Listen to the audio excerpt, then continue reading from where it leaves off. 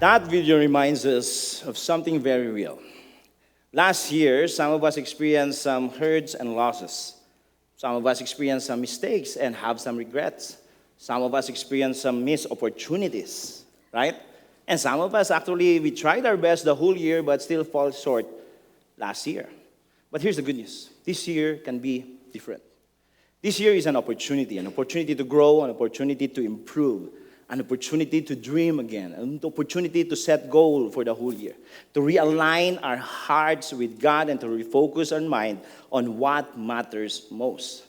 And if I'm be honest with you, one of the biggest challenges I faced last year is not actually sin. I didn't struggle with sin, but I struggled with distractions. Distractions. I didn't stop loving God. I didn't stop believing in God. I didn't stop serving God. But somehow, somewhere along the way, my focus got divided. Good things started to taking priority over God things. Urgent things replaced some of the important things. And without even realizing it, I was giving God my leftover rather than instead of my best. And that's why I pray this year, Lord, give me one word to start the new year. Give me one word to start the new year right with you. And God impressed in my heart the word reset. Not a restart, not a escape, but a reset. Reset is realigning our lives with God when our focus, our priorities, our directions have drifted away. Reset doesn't mean you erase the things in the past. Reset doesn't mean you will forget or delete the things that you experienced in 2025. It just means that bringing our lives back under the lordship of Jesus. When we reset, we don't change who God is because He's the same. When we reset, we change God's position, where God stands in our lives. And that is reset. And I don't think I'm alone here. We live in a world where constantly pulls our attention. The distraction, the notification, the deadlines, the family pressures, the financial stress, and ministry and church activity can actually be another somehow distraction if we're not careful. Most of us didn't really drifted away from God intentionally. We drifted from God gradually. At some point of my life last year, I experienced that. I was like, there's something wrong. And just like a cell phone, right? If you look at your phone, it slowly drains from full charge. You can scroll, you can respond to your email, you can work, you can scroll your social media account, you can respond to your messages, you can call, but over time, the power gets lower and lower and lower until you suddenly realize that you're operating on 10% spiritually. And that's the same with our spiritual life. You started the year good. January, February, March, April, and then suddenly in mid, you enjoy too much the world because of summer and you forget God. And then about fall, you're starting to give God less and less time until you give God what is left over 5 minutes to 3 minutes to 1 minute and to nothing.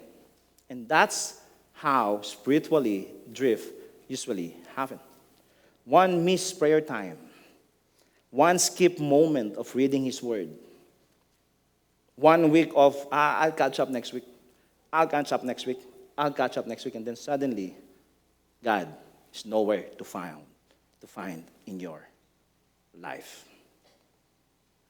And somehow, some of us, it looks like this. We start the day checking our phone instead of checking or seeking God. Don't raise your hands. We bring our worries to social media rather than before we bring it to God. We schedule everything else, then we give God if there's time left in our schedule. And for others, it is actually subtler. We're so busy doing good things and great things. We work hard, 2 jobs, 3 jobs, providing for the family, serving faithfully, but slowly good things replacing God things. And here's the tension here. Here's the tension here. Nothing here feels sinful. Nothing here feels rebellious. But something feels off. Something is missing. I don't know if you feel that. I felt that last year. When we went to Philippines, when we came back here, I lost my routine. Adjusting from jet lags and all, and then suddenly, I slowly, like something's off, Lord. Something like I'm serving, we've been discipling, we've been doing this, but something is off. Right? I had to reset last year. And that's why I'm sharing this with you, because you can also do a reset this year. We still believe. We still show up to our life groups or to our church. We still love God. We still serve God. But our focus has drifted. That's why we don't need guilt. We need a reset. We don't need to be ashamed. You just need to reset, to refocus your heart. Not to start over again, not to quit everything because you feel guilty or ashamed, but to realign your life that slowly shifted out of place. And Jesus specifically talked about this. Jesus spoke about this. And he said, seek first. Seek first his kingdom and his righteousness, and he will give you everything you need. And many of you memorize this. Many of you claim this as your life verse. Many of you actually hang this in your wall and in your house, in your office, a screensaver or wallpaper in your phone, because you want to be reminded, seek God first. And then suddenly, out of nowhere last year, you seek God last. You sought God last. And notice what Jesus says. He said, seek first. He didn't say seek his kingdom when everything slows down.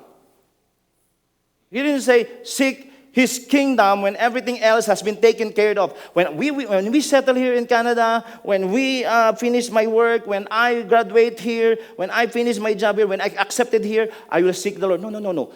Jesus clearly said, seek first. Seek first. This verse is about priority. This verse is not about performance. Jesus is not expecting you to perform for him. He's expecting us to make him our first priority in life. This is not about perfection as well. Jesus didn't expect you to be perfect. Jesus wants you to make him your first. The word seek here, when Jesus is talking about this, this is about intentional pursuit. This is not a passive faith that you would say, you know what, I will seek the Lord when I will do that one day. No. The word seek here is intentional. You have to seek God again and again and again. Despite the busyness of life and uncertainties of life, you have to seek God. And the perfect example for this is, think about this. When you lose your phone,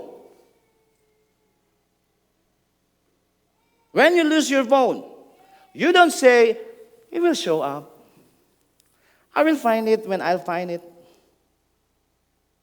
I will seek it tomorrow. No, you will not do that. When you lose your phone, you will trace your steps.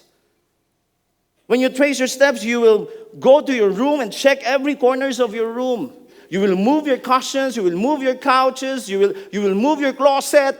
You will remove everything in your bag just to find that phone. And that is what seeking. When God said seek, it is intentional and it takes action. I'll find it. There's nothing more important for me right now. We will not go anywhere. We will not leave this place until I find my phone. And that's the same with God. The moment you wake up, the first thing you should do is seek Him. Nothing more important. I will be late at work. I will be late at school, but I want to seek the Lord. And that is what Jesus is telling us. Approach God the same way. Just the same way as you seek your phone. Don't give Him your leftovers. Make Him your top priority. Seek Him with purpose. Seek Him with urgency. Seek Him with focus. I'm preaching this to you because I preached this to myself last year. It's like, God, come on. Last year, I was so distracted. I said, Jeff, seek me. I said, and then I remember one thing I asked, that I might dwell in the house of the Lord.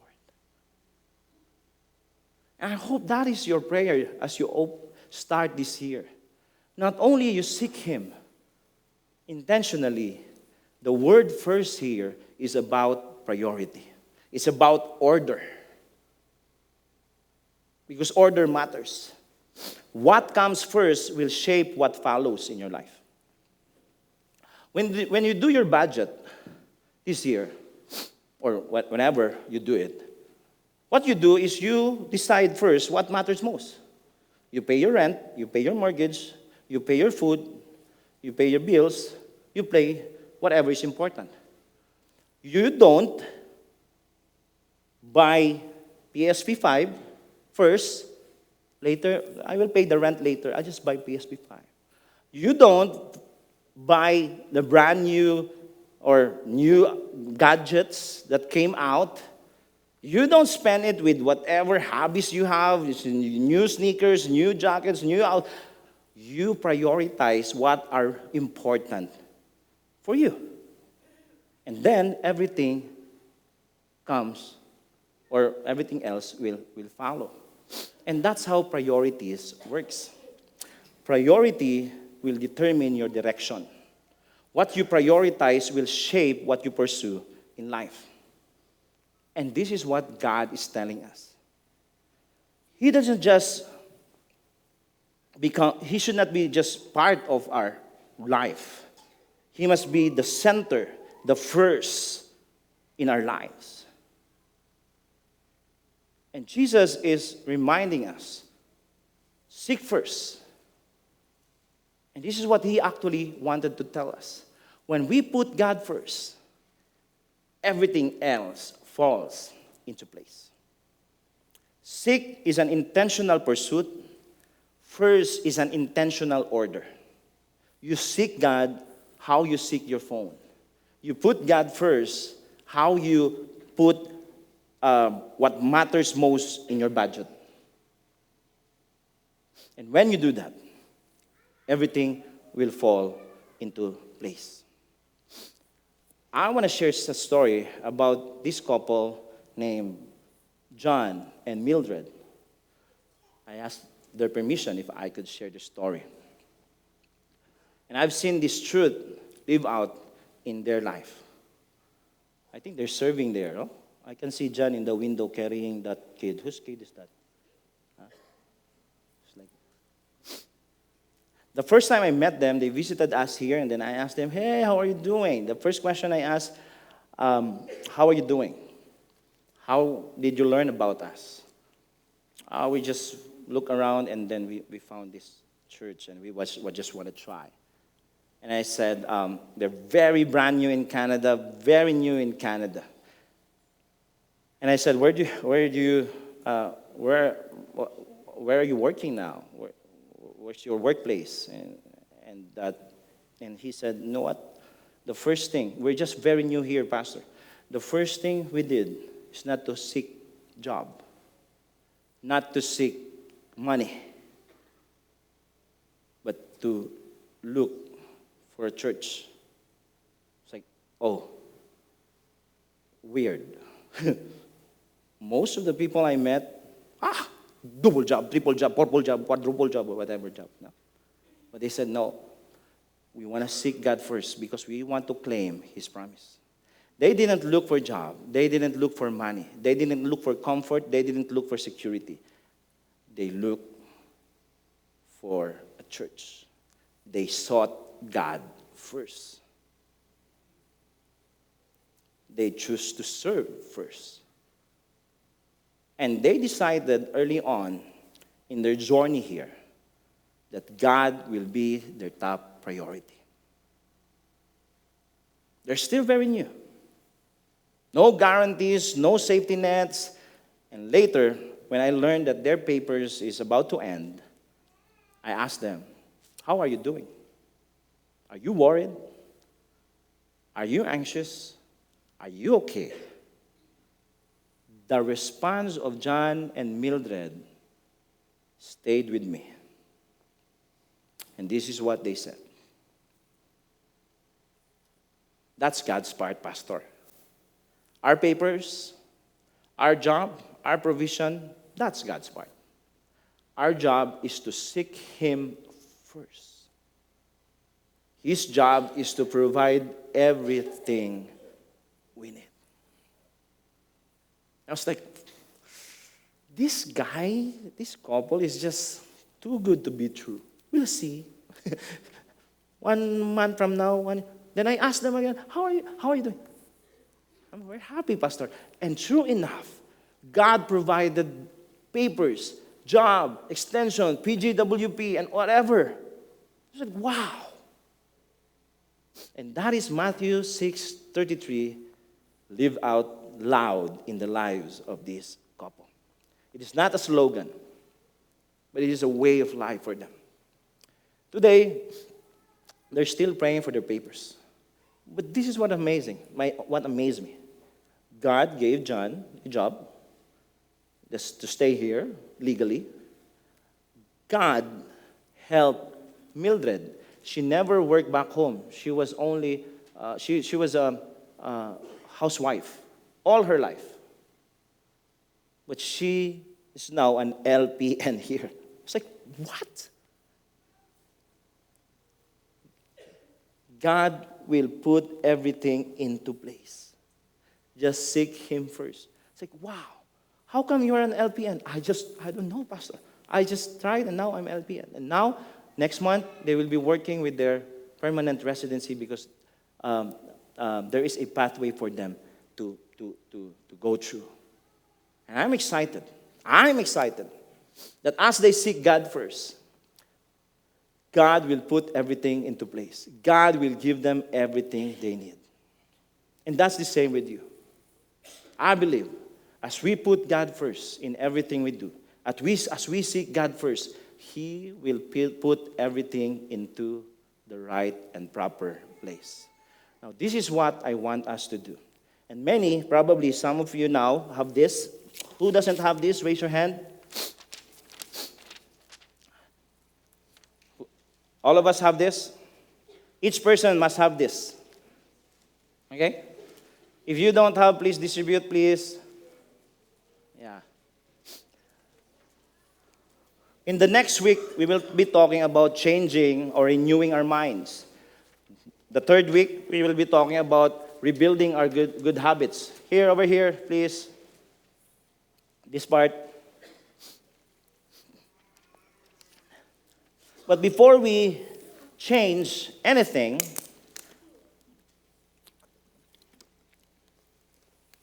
we need to identify first what we need to reset. Now, just to make things clear, okay? This is not to guilt trip you. This is to help you press the reset button.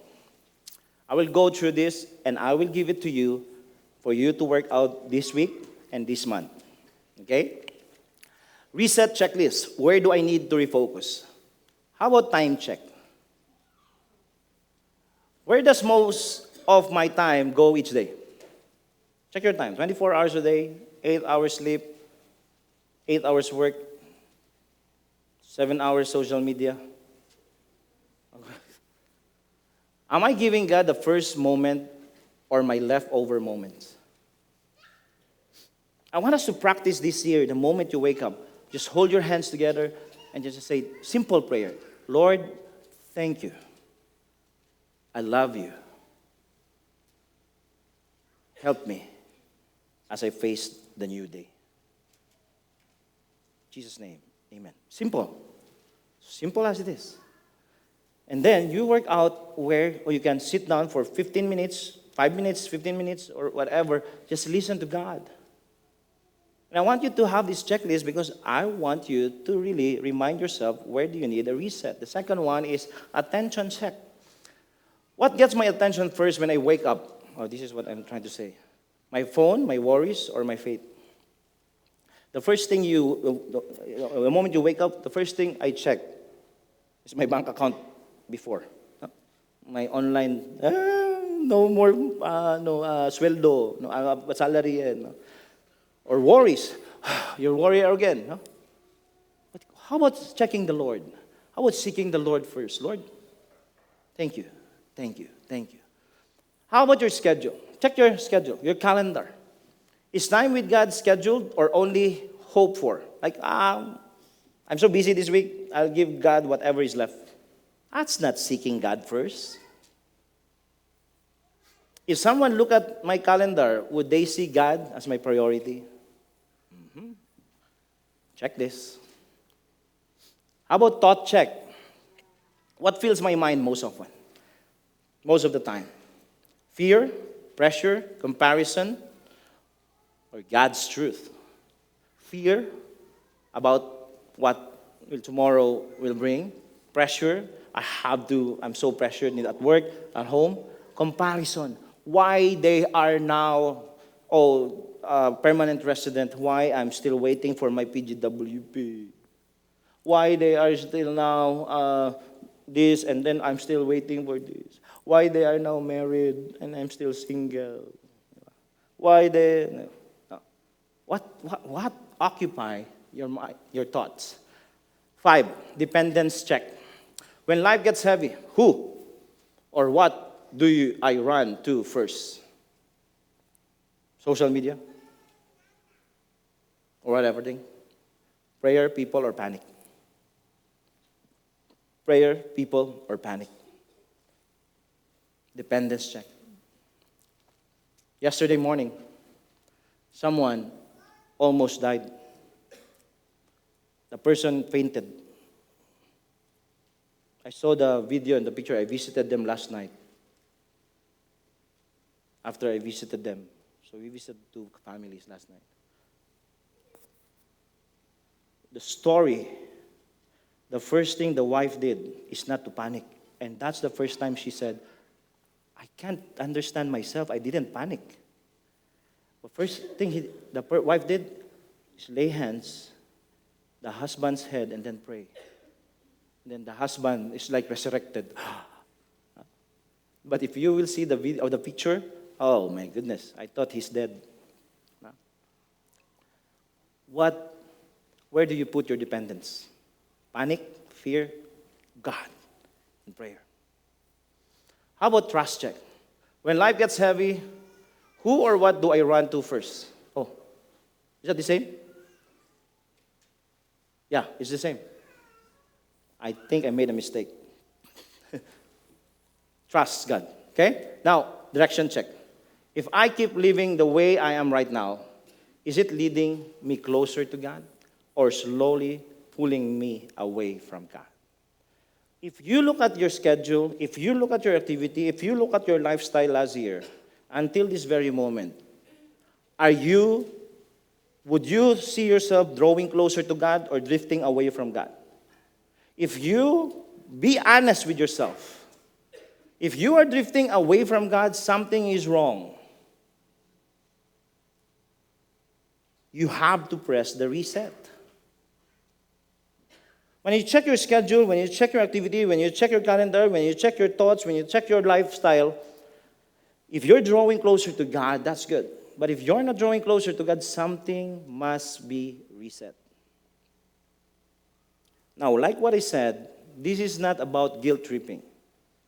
This is not about trying harder or performing better before God to be accepted.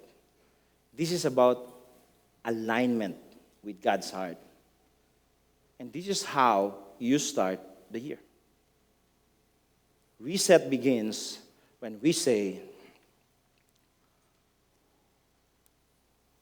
what happened? God, you are first again. God, you are first again. God, you are first again. Maybe God was not first back the past year. This is the time for us to put God back first again.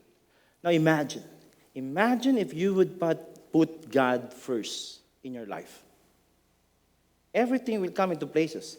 Priority precedes direction. If you put God first, God will put everything into places. Imagine if your life, imagine if your marriage, you put God in the middle of it. Imagine if your family, you put Jesus at the center of it. Imagine if our church, Jesus is the center of it and we seek God first. Imagine what would happen. Imagine if in 2026, this year, we put God first in your heart, in your lives, in your marriage, in your home, in your family, in your decision making, in your church. Imagine what would happen. A focused life, a focused home, a focused church is a fruitful life. A fruitful home and a fruitful church. A seeking life, a seeking home, and a seeking church has a strong foundation. So today, I just don't want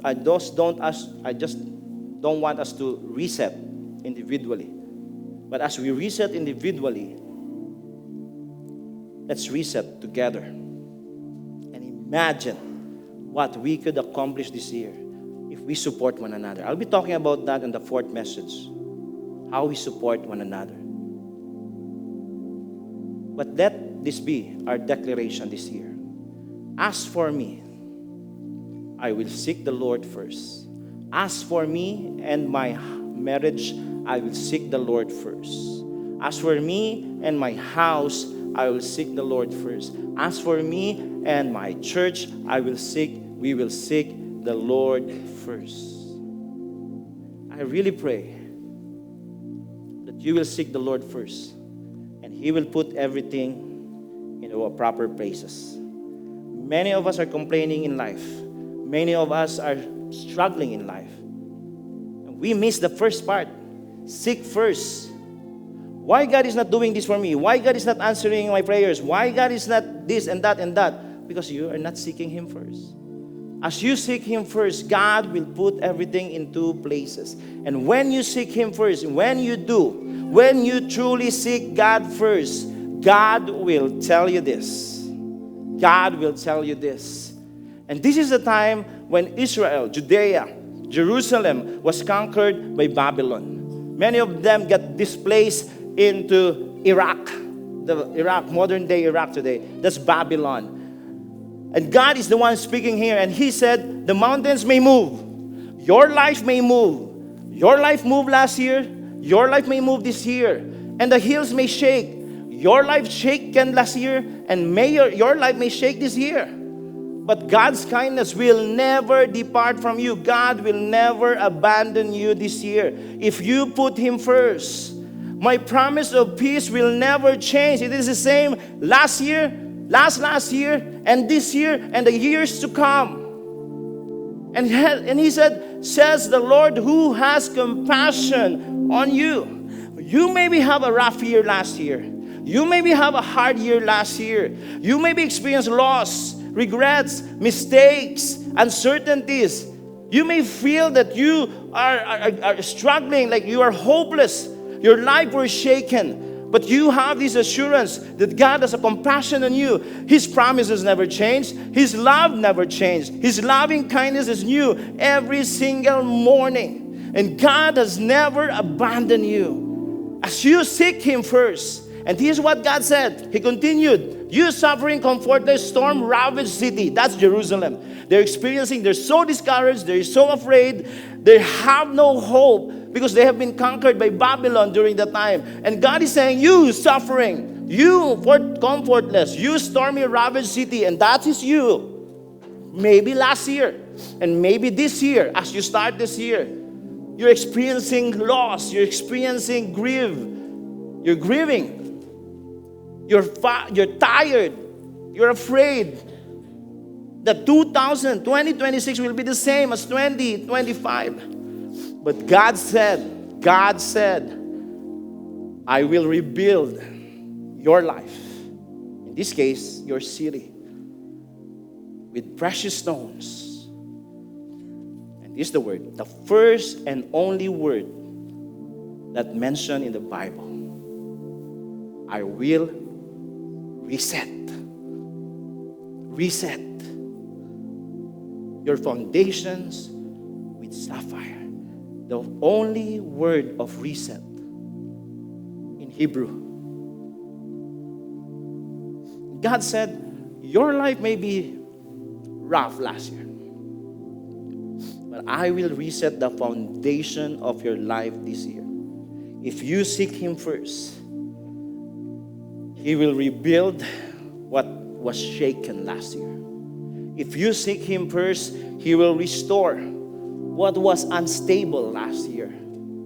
If you seek Him first, He will reset the foundation of your life. And I just want to emphasize the word sapphire. That is one of the top 4 precious gems in the world.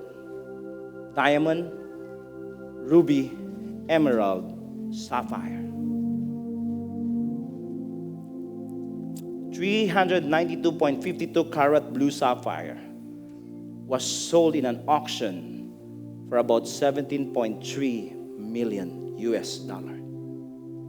And God is saying, hey, your life may be rough last year, but if you seek me